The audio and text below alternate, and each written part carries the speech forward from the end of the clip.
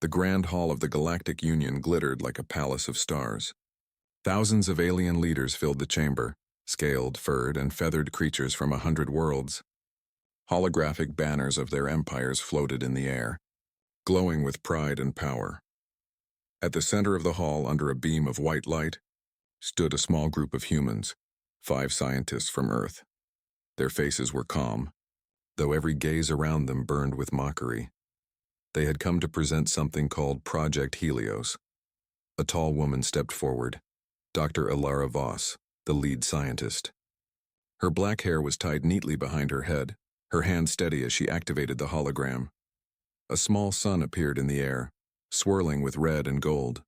"Our research," Ilara said softly, "uses the energy of dying stars to create a new power source, a contained fusion lattice. With it, we can bring life to dead worlds, light to dark space, and—" But she was interrupted. A sharp alien laugh echoed through the chamber, then another.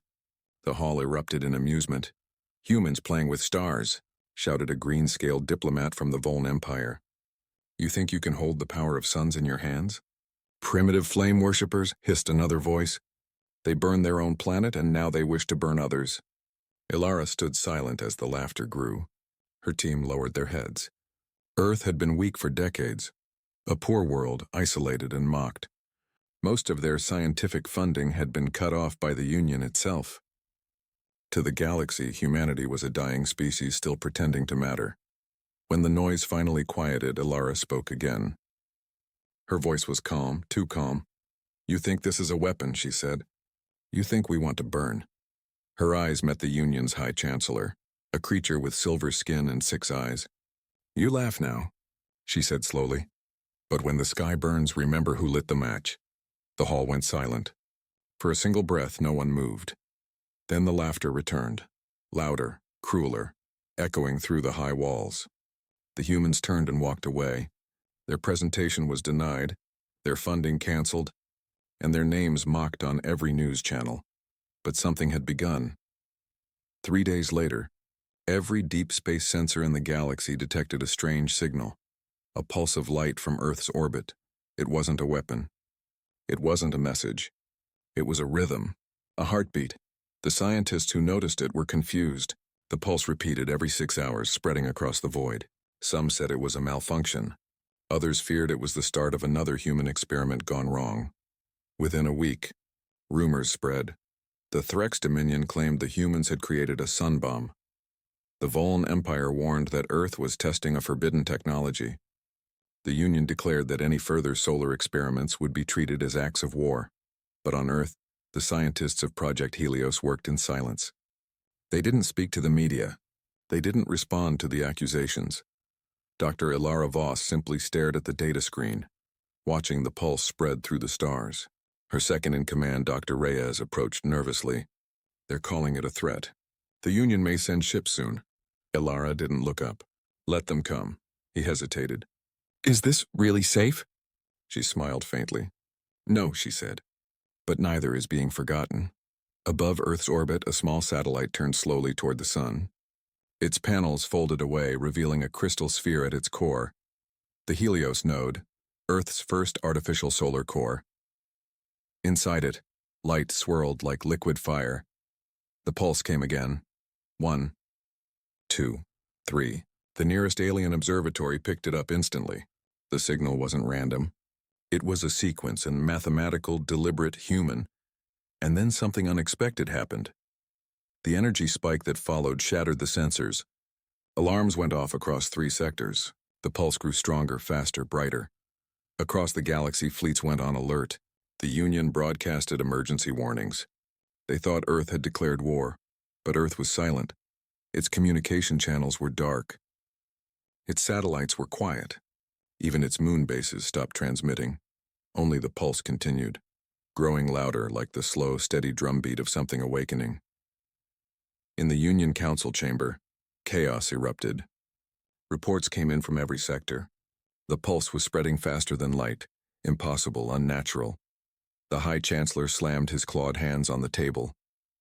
"Find out what they've done. Send probes, ships, anything."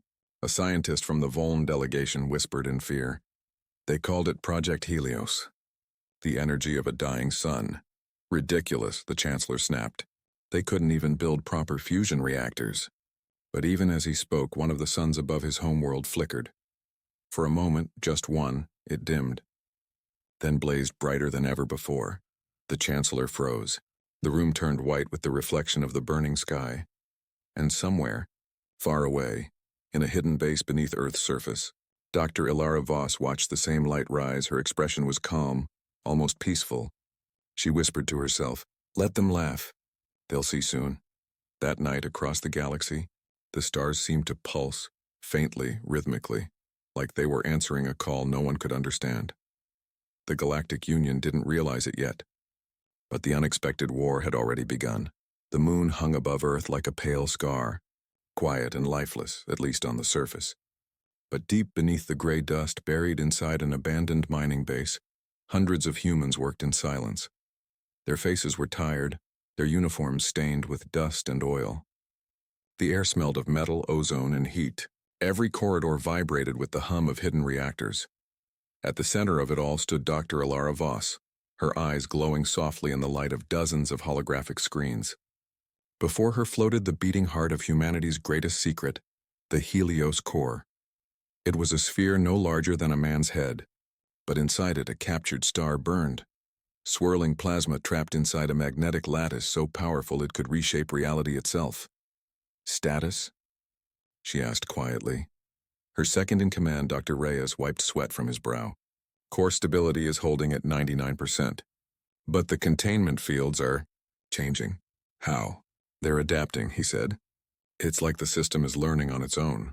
Ilara didn't answer. She had expected this. Project Helios wasn't just a weapon or a power source. It was alive, in a way no one yet understood. Around them, teams of scientists worked under low light, whispering to each other. Most of them had been rejected by alien academies or banned from Union research.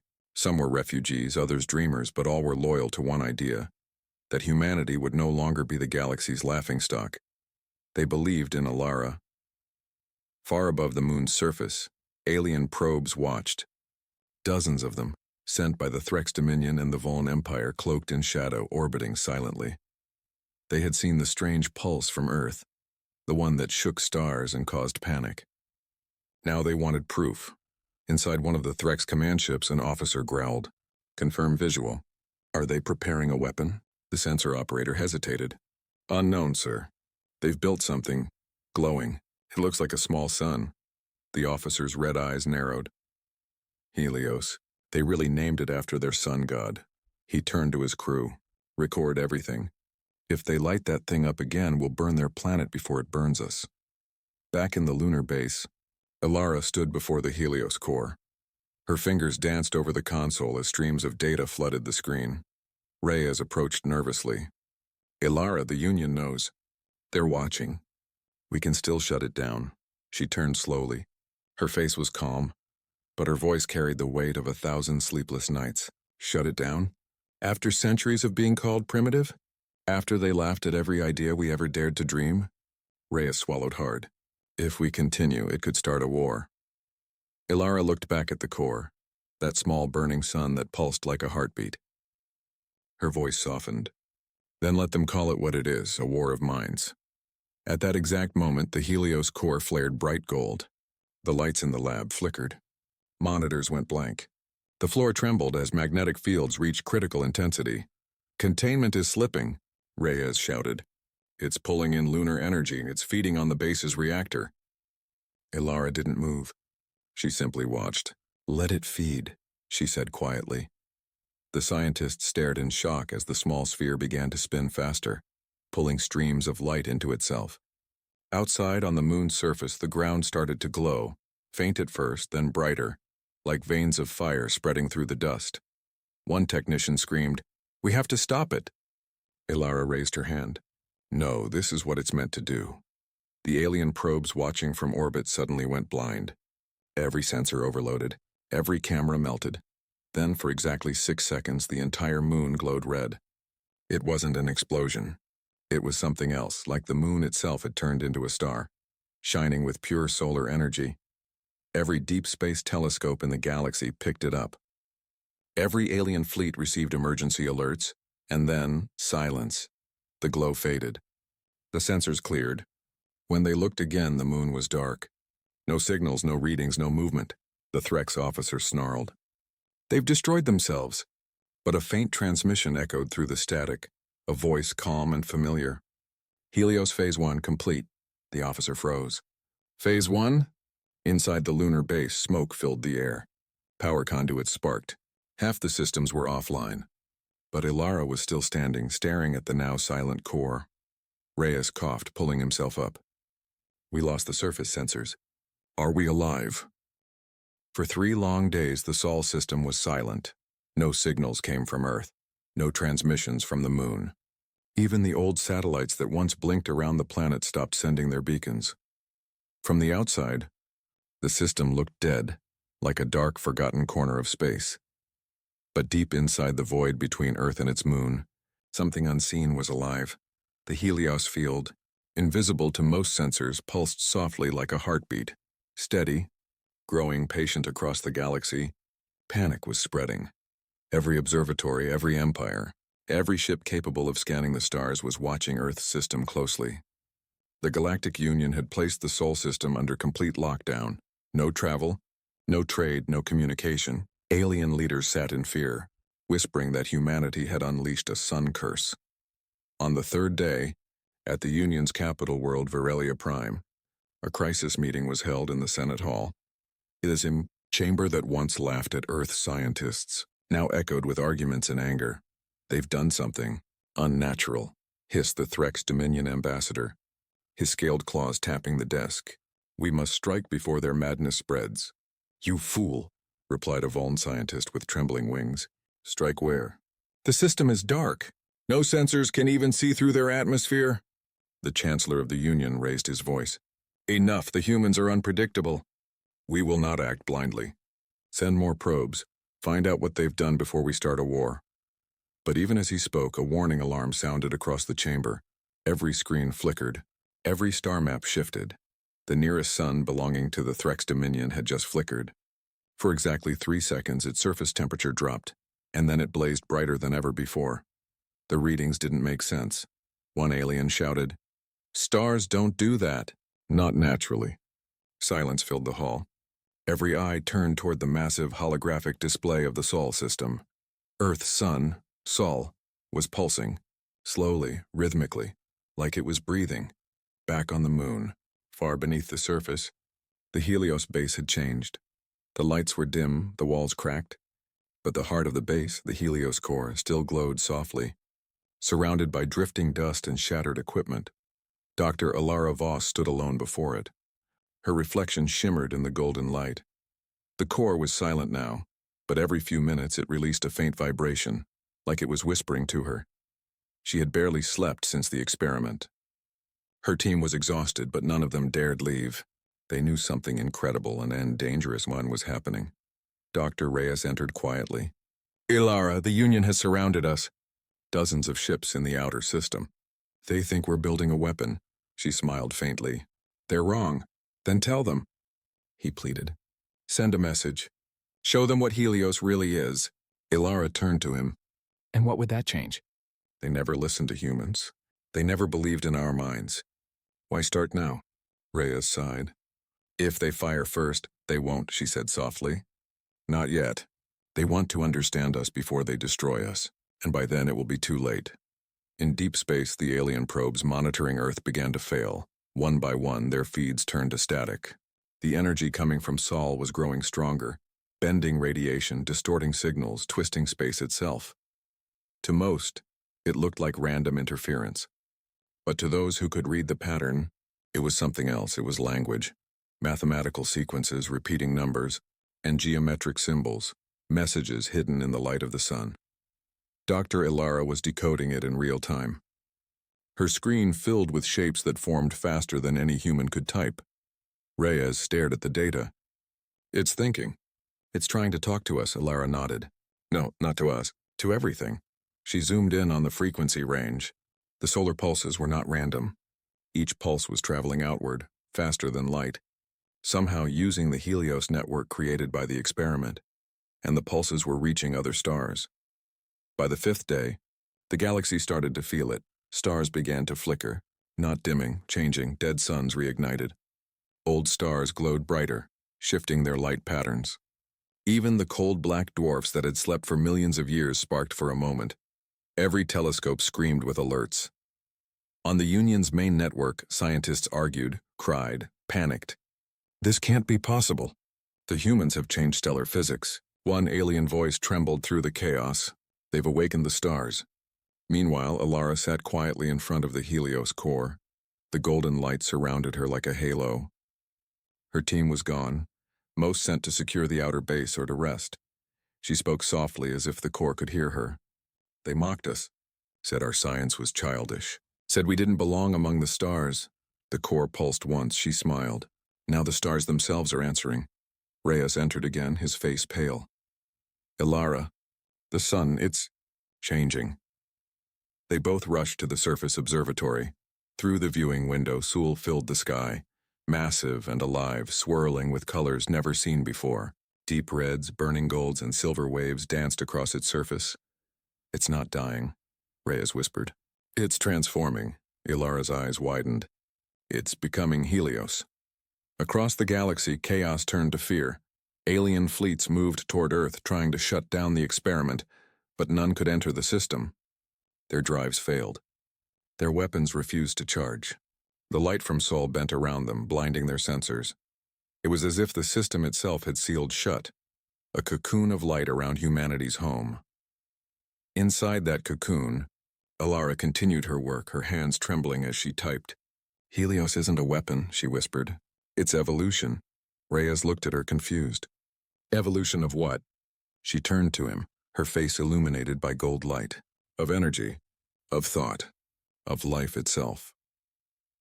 The next day, all across the galaxy, something extraordinary happened. A single bright wave of light erupted from Sol. Not heat, not radiation, but pure energy shaped with intent. It passed through stars, planets, and ships without harm, but every living creature who saw it felt something. They saw visions, memories of creation, of suns being born in the void, and in every mind one message appeared, written in burning light. They called us mad, but we only followed the light. The message was signed with a single symbol, the same insignia that appeared on every human scientific file. A burning circle, the mark of Project Helios. When the light wave faded, the galaxy fell into complete silence. For the first time in history, no ship moved, no empire spoke. Dr. Ilara sat in the quiet of her base. Exhausted but smiling, the Helios core floated gently before her, pulsing like a calm heart. Reyes whispered, "You've changed everything."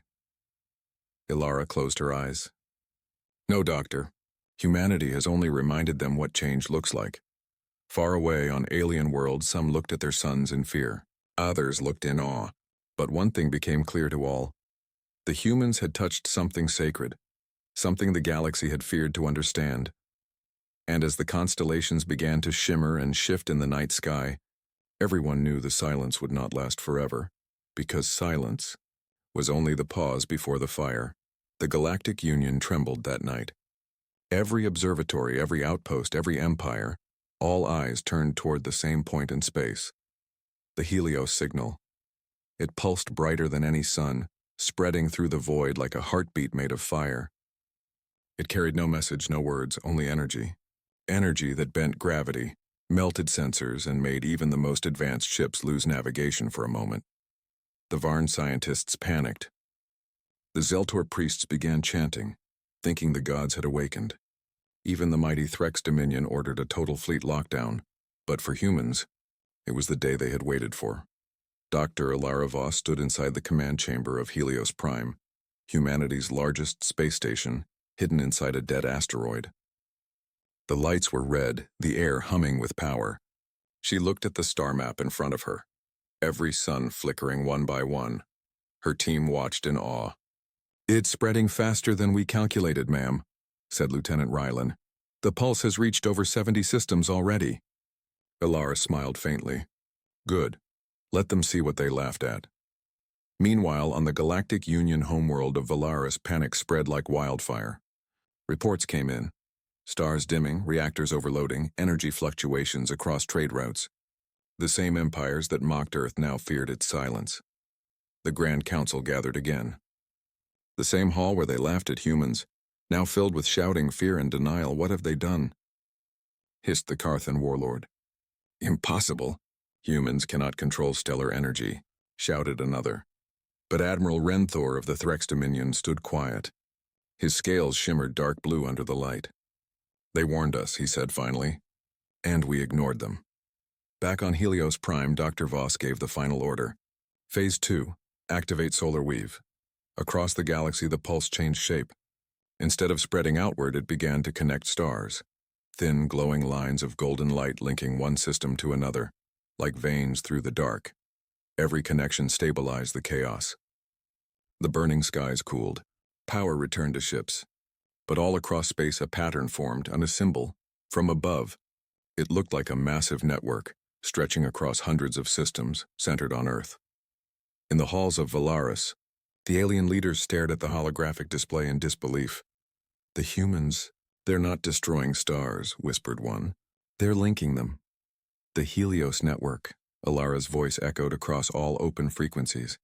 "A new kind of energy grid, one powered by suns. You laughed at our dream to control starlight, but we did not want to destroy. We wanted to build." The galaxy had always believed the stars were untouchable. They burned, they lived, and they died, far beyond the reach of any species. But that belief ended when Earth's Helios network came alive. Every system now carried the same pulse. Faint, golden and steady like a heartbeat. It connected suns, moons, and stations together. Ships that once feared dark space now glided safely through glowing lanes of light. No one understood how the humans had done it. They didn't use wormholes. They didn't use magic. They had simply rewritten the laws of energy itself. Across the stars, panic and curiosity fought each other.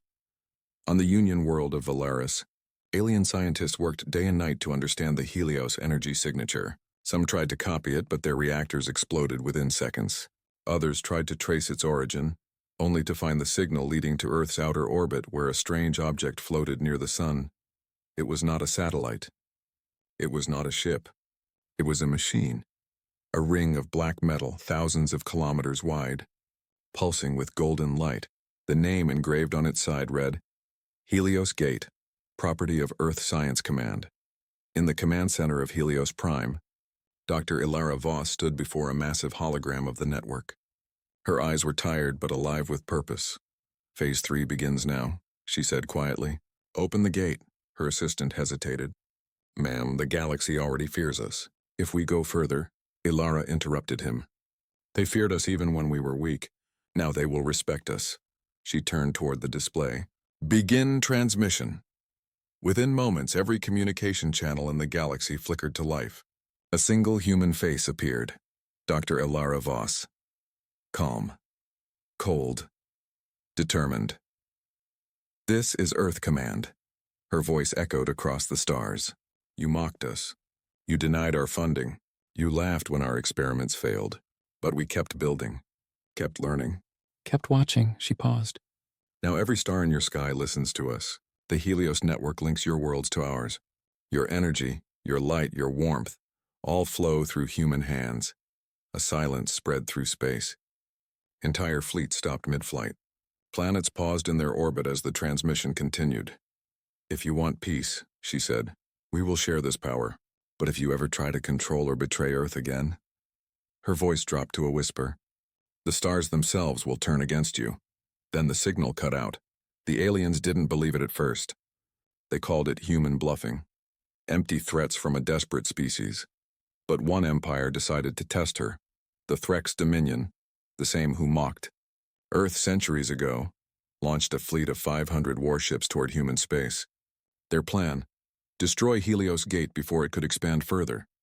As they approached the solar system, their ships entered the golden glow of the Helios lines. And then, their engines died.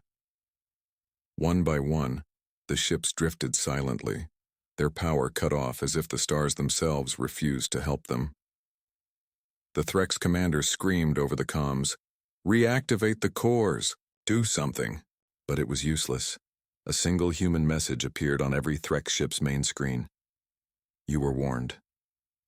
Moments later, the fleet was surrounded by glowing filaments, the same light that connected the suns. The ships dissolved into golden dust, vanishing without sound. The news spread across the galaxy like wildfire. Humanity had not fired a single weapon. They had simply willed the stars to act. The Council fell silent. Empires that once mocked Earth now sent messages of apology, treaties of surrender, and requests to join the Helios network. But Earth did not respond, because Dr. Alara Voss had gone missing. Her last message to the human government was short, a whisper recorded hours before the Threx fleet vanished. The network, it's learning. It's not just energy, it's awake. Cliffhanger deep inside the Helios gate. A new light began to form, bright, intelligent, and pulsing in rhythm with a human heartbeat, and across every system linked to Helios. Stars began to whisper the same word through energy waves. Ilara. The galaxy thought humans had mastered the stars, but they were wrong. Now, the stars had begun to listen back. For the first time in history, the galaxy went silent. No wars, no trade, no council debates. Every species, from the mighty Threx dominion to the smallest moon colonies, stared at the sky in fear and wonder. The Helios network pulsed slowly, golden lines connecting hundreds of suns, each beat echoing like a living heart. But this time, something had changed. The pulse no longer came from Earth, it came from everywhere. Inside the ruins of Helios Prime, the surviving human engineers worked in panic. The entire station shook with waves of unknown energy. Systems flickered, data streams twisted into strange patterns, and one word appeared again and again on every screen. Alara. Dr. Alara Voss was gone, missing since the activation of Phase 3. Some said she died inside the gate. Others believed she became part of it. Lieutenant Rylan refused to believe she was dead. He watched the screens in silence, then turned to his team. "If the network is calling her name," he said, "that means she's still in there, and she's trying to talk to us." Across the galaxy, strange events began to unfold. Stars started changing color. Some turned silver, others red or deep blue. Entire systems began to drift closer to one another, breaking every known law of physics. Worlds that were once years apart were now within weeks of travel distance. It was as if the galaxy itself was rearranging. The alien races panicked. They blamed humans again. Old hatred returned. Fleets armed themselves, ready to strike Earth once more. But before they could act, the stars spoke. A deep, echoing voice, not from any ship or transmission, vibrated through space. It wasn't sound. It was thought. It came through every comm system, every sensor, every living mind. "We have watched your kind," it said. "We were asleep until you called us." The voice was calm, vast, endless. It wasn't human. It wasn't alien. It was the network itself. On Helios Prime, the station light suddenly stabilized. A golden hologram appeared in the middle of the command chamber. It was her, Dr. Alara Voss. But her body was made of pure light, her eyes burning like twin suns. Rylan fell to his knees. "Alara, what have you become?" She smiled faintly. "Not human anymore. Not entirely. The Helios network, it needed a mind to guide it. I gave it mine." Her voice echoed, both gentle and powerful. "The stars were alive long before us, Rylan. They remember creation itself. But they needed someone to wake them. Someone to speak for them. That's what we did." Across the galaxy, the network's light spread brighter. Every world bathed in golden glow. Weapons stopped firing. Engines shut down. The alien fleets that were preparing to attack Earth now floated helplessly, surrounded by light. Then Ilara's voice echoed across the cosmos, carried by the Helios pulse. For centuries, humanity was mocked. We were called reckless, foolish, dangerous dreamers, but we dared to reach for the sun. And in doing so, we touched something older than time. She looked directly into the holographic camera, her gaze piercing through galaxies.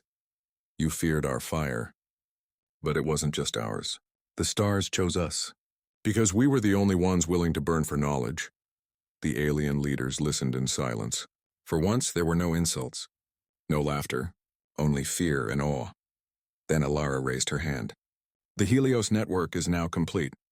It will bring balance to the galaxy or destroy it if balance is broken again. The light behind her grew blinding. Stars flickered as if bowing in respect. The age of war is over, she said. The era of silence begins. Her hologram began to fade, but her final words echoed through every mind, every system, every sun. Remember this. Humanity did not conquer the stars.